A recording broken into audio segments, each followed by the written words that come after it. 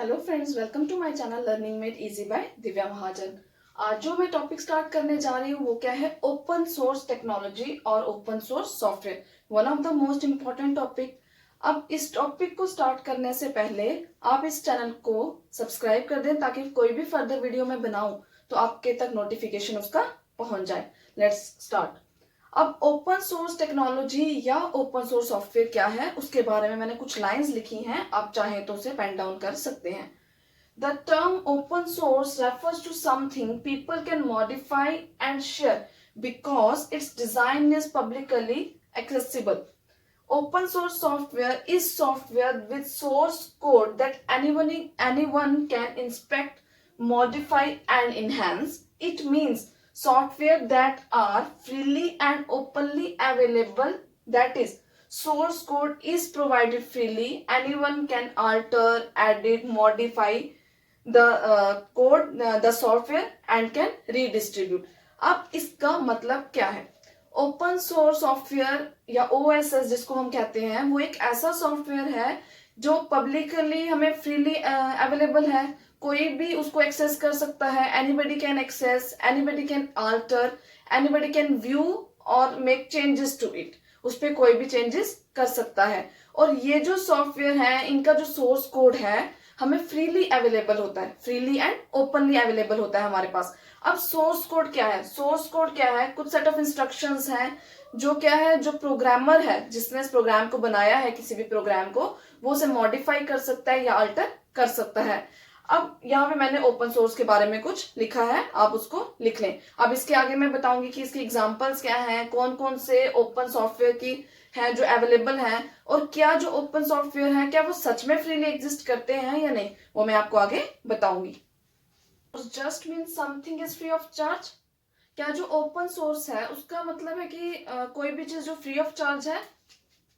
No, ये जरूरी नहीं है कि जो ओपन सोर्स है वो फ्री ऑफ चार्ज ही होगा, उसकी कोई कॉस्ट नहीं होगी। द यूजर, द प्रोग्रामर जिसने वो सोर्स कोड बनाया है, वो उसके लिए चार्ज कर सकता है to the source code, to the application they contribute, to the concept they create. जो हमें कॉन्सेप्ट मिला है या जो एप्लीकेशन डेवलप हुई है, उसका जो क्रिएटर है वो चार्ज इसके लिए कर सकता है। उसके बाद एक कॉन्सेप्ट है ओपन सोर्स सॉफ्टवेयर और क्लोज्ड सोर्स सॉफ्टवेयर में क्या डिफरेंस है? दोनों अपोजिट हैं, one is open and another is closed. हमें पता है कि जो ओपन सोर्स सॉफ्टवेयर है उसमें एनीबडी कैन चेंज, व्यू और alter the source code of the existing application, but in case of closed source software it is not true. The user, the person cannot modify or change the application. It was the basic difference between OSS and CSS. क्या था?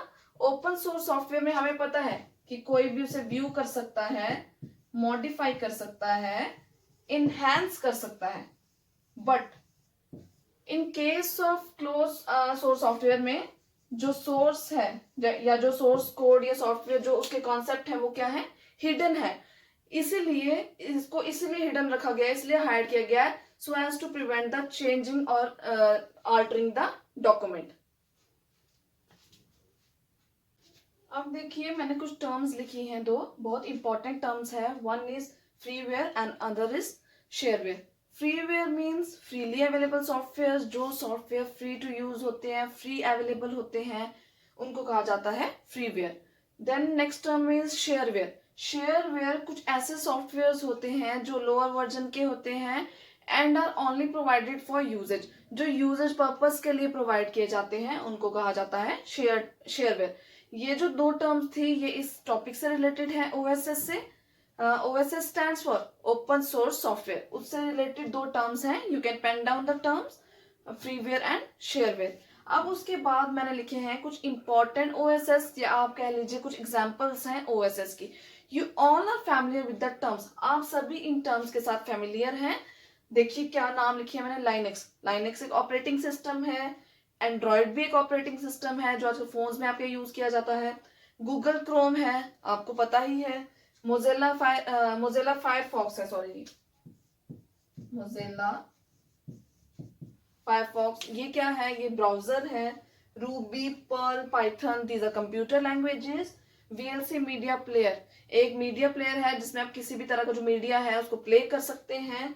Then पिटगिन, पिटगिन एक OSS है जो communication purpose के लिए use किया जाता है। ये कई बार ऑब्जेक्टिव में भी आता है।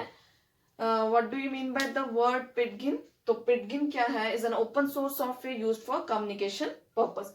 Next is WordPress. जो भी लोग ब्लॉगिंग करते हैं या ब्लॉग लिखने में इंटरेस्टेड होते हैं वो वर्डप्रेस सॉफ्टवेयर का यूज करते हैं। ये एक ओपन सोर्स सॉफ्टवेयर है जो फ्रीली अवेलेबल है, ओपन है हर एक के लिए, कोई भी इसे यूज कर सकता है।